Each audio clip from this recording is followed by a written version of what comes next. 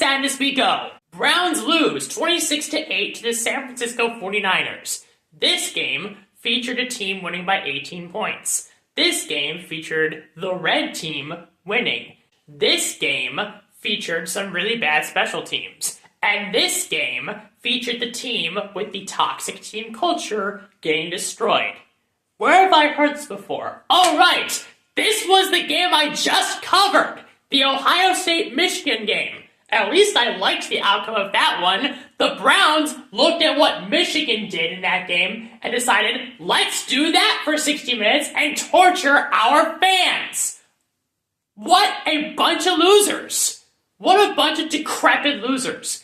At least Michigan came up with their losing platform themselves. We copied off of Michigan. What did you expect was going to happen? You were going to run into a wall and suddenly behind the wall there was going to be a magical garden of flowers and the most delicious fruit? No! You stink!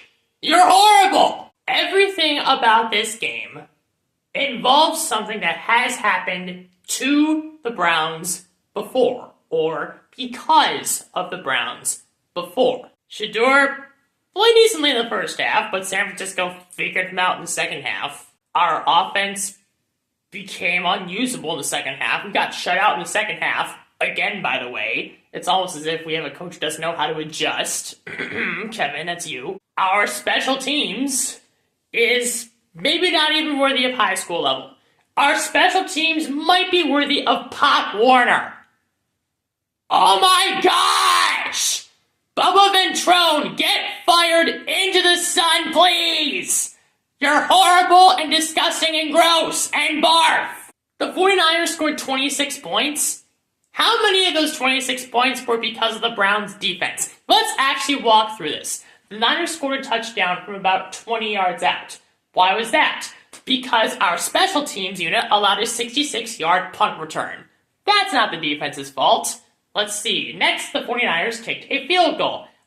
Well, that actually is in the defense, because our 2-minute defense has been pretty bad all year, and the Niners took advantage. So that's in the defense. There you go. It's a 10-8 score at halftime. That's decently close. Let's see what happens after that. The Browns fumble the ball. The Niners take advantage of the short field and turn that into a touchdown. Don't worry, we'll get to that fumble in a minute. And then after that, the 49ers have another short field that leads to another touchdown. And most of that is due to our special teams failing again. And then after that, the 49ers kick a field goal. They only drove about 29 yards, but for the sake of simplicity, let's blame that on the defense, even though the game was effectively done by this point. So, out of 26 points the 49ers scored, how many of them were the defense's fault? At most, 6. That means our offense, coaching, and special teams combined to give the San Francisco 49ers 20 free points. We outscored ourselves 20-8 at home. See, normally in my past videos I've been telegraphing when I'm going to scream like that. Nope, I wanted this one to be off the cuff. That's how mind-numbingly stupid this is. The entire Browns coaching staff, except for Jim Schwartz and his hand-picked assistants, need to all be wearing dunce caps. All of them! Kevin Stefanski and Bubba Ventrone especially. Kevin, let's talk about you, because I've talked about the special teams enough already. No, actually, no. There's one more special teams thing I want to talk about. I talked about how they allowed a 66-yard punt return. I did not talk about how there were 2 muff punts, with one of which the 49ers took advantage of. Thanks, guys. And there's also the stupid play, the negative 200 IQ play, in which Malachi Corley goes up like he's a receiver in a big moment. He catches the kickoff. You can't see me. He catches the kickoff with his 2 hands and makes sure to get 2 feet down in bounds before going out. It's perfect technique for a wide receiver who's trying to catch a deep pass. There's just one problem. That's a kickoff. If it goes out of bounds, that's a free 40 yards to the Cleveland Browns. But because he caught it with 2 feet in bounds, the Browns get the ball at the 5-yard line. Fire this entire coaching staff into the sun.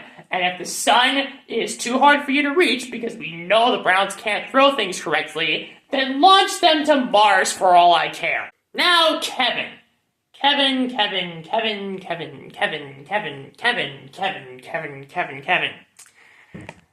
Here's the situation. You're down 10-8. It's a close game. It's the middle of the third quarter. It's tight. It's real tight. Browns fans are engaged. The dog pound is decently impressed with your effort against a good San Francisco 49ers team. You got stuffed on 3rd down and 1, meaning you're now facing 4th and 1 at your own roughly 30-yard line. Your defense has done well all game. So what, if you're Kevin Stefanski, should you do? You've got 3 options. Option 1, you punt. Simple enough. Option 2, you make it look like you're going for it, but you're not actually going to. You're just going to try to draw the San Francisco 49ers offside or maybe call a timeout. Then, after they do one of those things or don't, then you punt. Make sense? Cool. Option 3, you try to do a direct snap to a tight end and do a sneak through him. And then he fumbles. And as a result, the game jumps the shark. You, Mr. Stefanski, Mr. Walking Dunce, chose option C. Get fired immediately. Fire Kevin Stefanski now and forever. This man should never hold an NFL job again. Forget being a head coach. That man should never hold an NFL position again. On any coaching staff, for any reason, I wouldn't trust him to be the ball boy. This is the worst he has ever been outcoached. I've seen him get outcoached over and over again over the years. This is the worst one yet.